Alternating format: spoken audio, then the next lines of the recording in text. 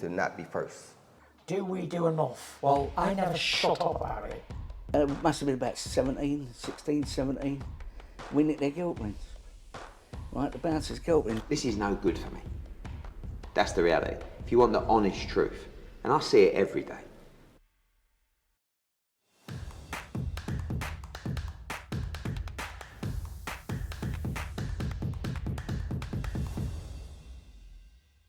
This is Usyk-Dubois for IFL TV. Delighted to be joined by Mr. Sonny Edwards. Sonny, it's been a while. I think the last time I saw you would have been here for one of the Wasserman shows. It's been a while, my friend. How have you been? Yeah, I've been good. Since then, maybe a lot's happened. Fight's been announced, camp started. Yeah, looking forward to it. December 16th, who will be king? I know obviously you're going to tell me it's going to be you. A fight you've been chasing for a while, and a fight you've been very vocal in chasing as well. It hasn't just been, oh, I want Bam Rodriguez. You've actively pursued this fight, perhaps at times when he's not done so. I was more pursuing this sort of event before I was actually pursuing the Bam fight. I generally thought Martinez would have been this fight for me, the sort of breakout in America, etc. But you know, Bam was the first one to say yes, so it's the first one we got. For me, it really didn't make a difference. All of them are good fighters, but I don't think any of them are as good as me. So I said to Eddie, yeah, any of them fighters, whenever you want it for this, I'm good to go. All my side was done, arranged, agreed. So yeah, we're just waiting for someone to take it. Bam was the first one, and we got the dates that he wanted, the place that he wanted, the state that he wanted, etc., etc. So yeah, I was an easy man to make a fight with, and it was the opportunity more than anything for this fight, rather than, you know, it actually being Rodriguez. It's not personal on Rodriguez. I needed this event for my career before Rodriguez was, you know, even thought about, you know? So it's not personal towards him. I think he's a great fighter. I think probably the hardest fight for me in the flyweight division. But yeah, one that I'm really, really looking forward to. I'm very confident on winning as well.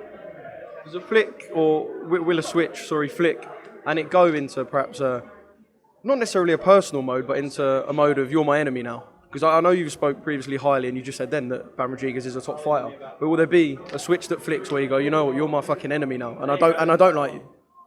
Yeah, well, traditionally it's not personal. I don't like the person I'm about to get in the ring with, because that's my own range of emotions. Before I'm about to have a fight with someone, I've said before, way before we was even mentioned in the same weight category, that I was a fan of his, the way that he goes about taking fights, short notice, 2 weights above, all stuff that I can get behind as a boxing fan. The biggest compliment I can pay him is how much I wanted to fight him. You know, he's a very good fighter, and that's the only people I want to fight. I don't want to fight boxers that are easy touches. I don't want to fight fights that I'm not getting up for, the fans aren't getting interested in. This is a genuine fight. 50-50, some more people are favouring Bam, so it's perfect for me, it's perfect for what I need. You don't really gain much winning fights everyone expects you to win. It's the fight where you're the slight underdog or the underdog, you're not expecting to do it. That's where you capitalise on the event and the performance sort of outlasting just what happened that night. So Bam's a great fighter, nothing personal to him. Do I like him as of right now? No. Will I show him respect that he is due? Of course. Will I speak confidently? You guessed it, you know. I'm looking forward to having some back and forth to see where their energy's at. But it's never mind games for me. It's just people always think my confidence it must be coming across as some mind game. You ask me a question, I'll just answer honestly. Does it also kind of solidify your reasoning for signing with Eddie? You had that fight at Wembley Arena, but your reasoning for signing with Eddie is because you wanted something big. And within the space of, 7-8 months, it's been delivered. So it kind of solidifies your reasoning as why signing with Matchroom made sense for you.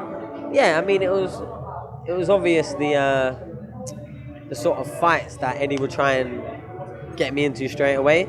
They were the same fights that I wanted and was crying out for. So it was a match made in heaven. It weren't, oh yeah, I'm going to sign with Eddie, and oh, don't chuck me no hard fights, just give me easy touches at all. It was, who's the hardest, biggest, scariest name you've got for me? That was genuinely the conversation. So that was obvious with signing with Eddie, but like I've said before, we'd made fights on, our side, between Matchroom and myself, before I was a Matchroom fighter. We made fights, we made purses, we made dates, everything. It was just on them trying to get their fighter to agree to terms where everything fell apart. So I probably didn't even need to sign to make these fights, but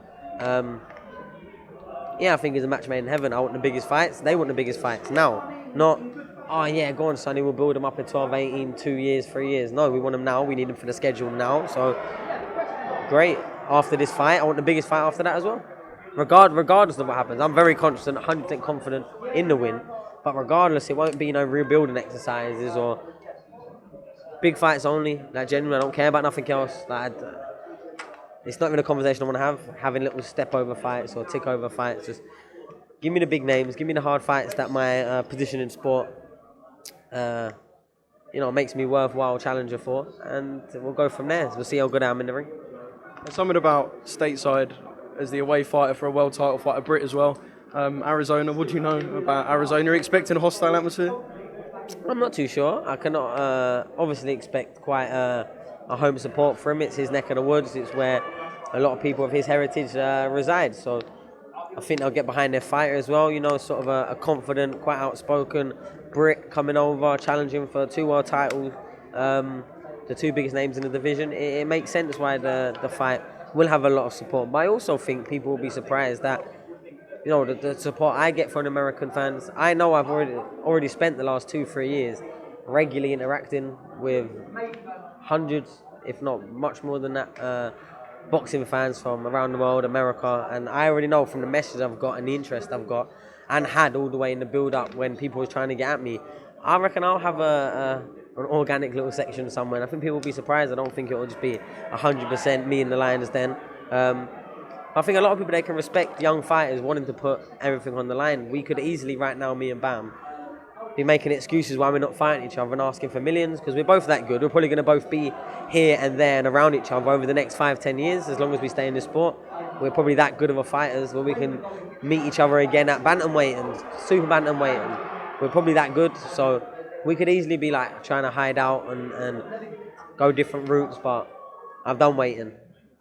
I'm all out of waiting. I've been out of waiting for a few years now. So this fight, unification, one of the biggest fights I can make in the division, and beat Bam and sets up the mega fights that, I grew up dreaming to be a part of. The Roman Gonzalez's, etc. Like, they're the fights that I'd run head forward to. It wouldn't be something I'd be cowering away from or if them sort of fights come up, any other mission I was on, Undisputed, Ring magazines, this, that, the third, would all be obsolete, because them legacy fights are what really make your career. I cannot wait. Honestly, since Billy Joe Canelo, I don't think I've been so excited to see a Brit on away territory. Really cannot wait. I've got to ask you a simple question. Above or below? I know it was a week ago now, but above or below? Depends. What team you're on, innit? I've never heard the word navel so much in my... I've never heard it before last week. I'd never heard of it. It's mad, isn't it? Boxing pulls out like substances you've never heard of, areas of the body you've never heard of. It's crazy. Is it a belly button? I don't know. The only question I will ask everyone watching is, where was the point of pain? Like, where do you think the point of pain was? Do you think he was hurting because he got hit in the bollocks, or do you think he got hurt because he got hit in the pit of the bottom of his stomach? For me, where his shorts were, there was no way that's going anywhere near the cut part of his protector. So there's no, illegal shot to the nuts rolling around and causing the pain. Therefore, for me, it's a legal shot. It went on the fight. It didn't give him a dead leg. It was straight in the centre. Right, yeah, just under the belly button for me. And for me, it should have been a legal shot. It wasn't, and Usyk came on strong like a great fight and a great champion does. But hard lines for Daniel in that fourth round, I think. He could have been world champion. Is it an opinion that for you has kind of changed a little bit? Because I know there's a lot of people who at the time were kind of devastated for Daniel. You see a couple of angles. I know the ref doesn't have this, but you see a couple of angles. You see a slow-mo, and a couple of people go, hold on. Or have you always just been, look, it was in the pit of the stomach, it's a legal shot? It's not my discretion, though. It's always the referee. So the referee called it. Like, that is boxing. The only point I would make is where was he hurting? I don't think it was in his bollocks, you know what I mean? So therefore, is it low?